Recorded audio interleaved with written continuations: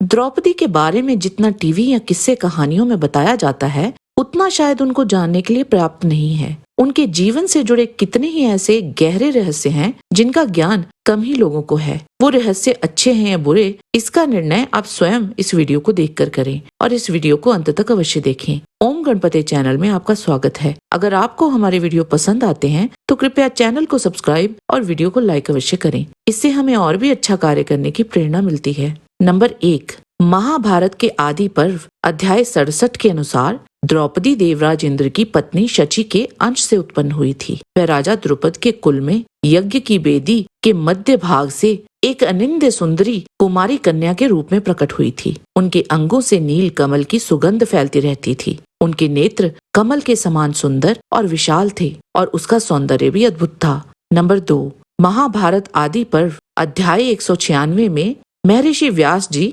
द्रुपद से द्रौपदी के पिछले किसी जन्म का वृतांत सुनाते हुए कहते हैं, एक तपोवन में किसी महात्मा मुनि की कोई कन्या रहती थी। सती साध्वी एवं रूपवती होने पर भी उसे योग्य पति की प्राप्ति नहीं हुई। उसने कठोर तपस्या द्वारा भगवान शंकर को संतुष्ट किया। महादेव जी प्रसन्न होकर साक्षात प्रकट होकर उस मुनि कन्या से बोले, तुम मनोवांछित वर मांगो। उनके यूं कहने पर उस मुनि कन्या ने वरदायक महेश्वर से बार बार कहा, मैं सर्व गुण संपन्न पति चाहती हूँ। देवेश्वर भगवान शंकर प्रसन्न चित्त होकर उसे वर देते हुए बोले, भद्रे, तुम्हारे 5 पति होंगे। ये सुनकर उसने महादेव जी से कहा, शंकर जी, मैं तो आपसे एक ही गुणवान पति प्राप्त करना चाहती हूँ। तब महादेव जी ने उससे कहा, भद्रे, तुमने पति दीजिए इस वाक्य को 5 बार दोहराया है, इसीलिए मैंने जो पहले कहा है वैसा ही होगा। तुम्हारा कल्याण हो, किंतु तुम्हें दूसरे शरीर में प्रवेश करने पर ये सब प्राप्त होगा।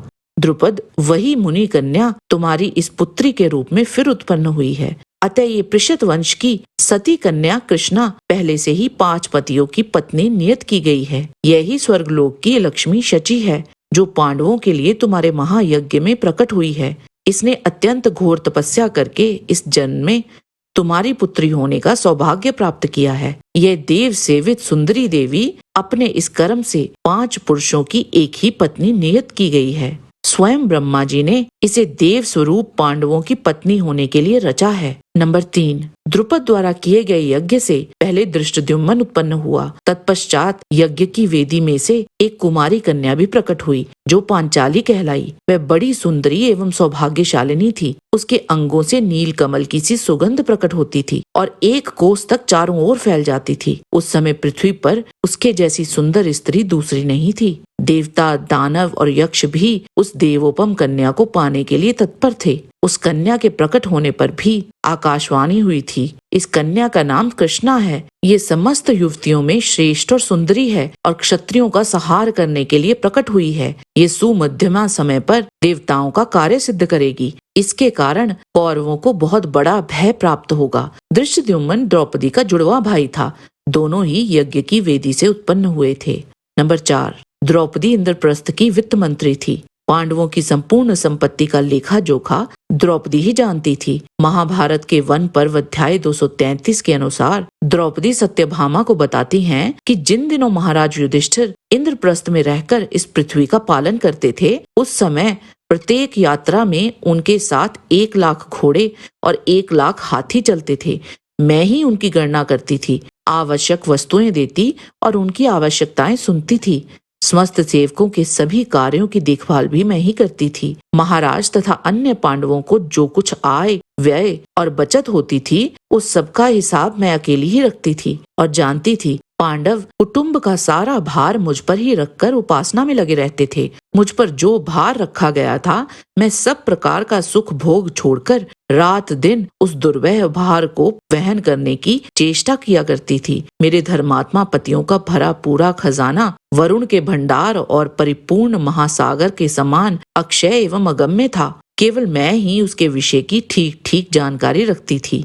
नंबर 5, यह बात कम लोगों को ही ज्ञात है कि द्रौपदी शारीरिक रूप से भी बलशाली थी। विराट पर्व अध्याय 16 के अनुसार जब कीचक ने द्रौपदी का दाहिना हाथ पकड़ लिया तो द्रौपदी ने उसे कटु वचन कहते हुए अपना हाथ छुड़ा लिया। फिर कीचक ने उसे पकड़ लेने की इच्छा की, किंतु वह सहसा झटका देकर पीछे की ओर हटने लगी। इतने में ही झपट कर कीचक ने उसे पकड़ लिया। अब वह बड़े वेग से द्रौपदी को काबू में लाने का प्रयत्न करने लगा। इधर राजकुमारी द्रौपदी बारंबार उससे छूटने का प्रयत्न करने लगी। तब द्रौपदी ने संभल कर दोनों हाथों से कीचक को बड़े जोर का धक्का दिया, जिससे वह पापी जड़ मूल से कटे हुए वृक्ष की भांति धम्म से जमीन पर जा गिरा। इस प्रकार कीचक को धरती पर पटक कर द्रौपदी राजा युधिष्ठिर के पास चली आई। नंबर 6, महाभारत के सभा पर्व के अनुसार द्वित सभा में लज्जित और अपमानित होने के पश्चात भी द्रौपदी ने अपनी बुद्धि और चतुराई का प्रमाण द्वित सभा में दिखाया था। जब वहां बैठे हुए वयोवृद्ध कुरुवंशियों को मौन रहने पर उन्होंने प्रश्न उठाए थे। द्रौपदी ने पहले ही इस बात का अनुमान लगा लिया था कि वहां धृतराष्ट्र से उन्हें कितने वरदान मिलेंगे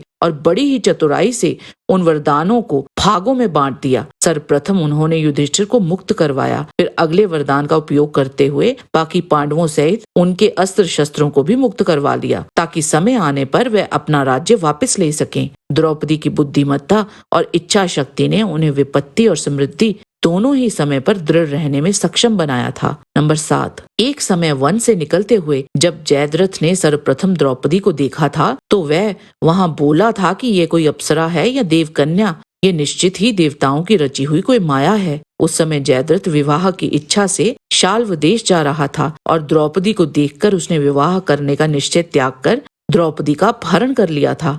और जब पांडव विराट नगर में अज्ञातवास व्यतीत कर रहे थे तो वहां जब राजा विराट की पत्नी सुदेशना ने द्रौपदी के लक्ष्मी समान रूप को देखा तो वह बोली, इस राजकुल में जितनी भी स्त्रियां हैं सब तुम्हें ही एकटक निहार रही हैं, तो फिर ऐसा कौन सा पुरुष होगा जो तुम पे मोहित ना हो। सुंदरी, राजा विराट तुम्हारा ये दिव्य रूप देखते ही मुझे छोड़कर संपूर्ण चित्त से तुम्ही में आसक्त हो जाएंगे। ये दोनों वृतांत भी द्रौपदी की सुंदरता का प्रमाण देते हैं। द्रौपदी ने कभी भी दुर्योधन को अंधे का पुत्र अंधा नहीं कहा था। उन्होंने उनका अपहरण करने वाले जयद्रथ और उनके पुत्रों का वध करने वाले अश्वत्थामा को भी क्षमा कर दिया था। द्रौपदी ने दुशासन के रक्त से अपने केश धोने की भी कोई प्रतिज्ञा नहीं ली थी, ना ही कुत्तों को कोई श्राप दिया था, ना ही उन्होंने कर्ण का स्वयंवर में कोई तिरस्कार किया था और ना ही द्रौपदी कोई अभिमानी स्त्री थी। ये सब किंवदंतियां हैं। उन्होंने जीवन भर केवल बलिदान ही दिया, जिनका कई मूर्ख लोग उपहास उड़ाते हैं, परंतु इस बात को वो लोग अवश्य समझते हैं जिन्होंने महाभारत का कोई भी अनुवादित संस्करण स्वयं पढ़ा है। जय श्री कृष्ण। आज के वीडियो में बस इतना ही। आशा करते हैं कि आपको हमारा ये वीडियो अवश्य पसंद आया होगा। कृपया इसे लाइक और शेयर करें। किसी भी प्रकार की त्रुटि के लिए आप सबसे क्षमा याचना करते हुए आपसे निवेदन है कि प्रेम पूर्वक परम पिता परमात्मा को मन में धारण करें और बोलें, वैदिक सनातन धर्म की सदा ही जय।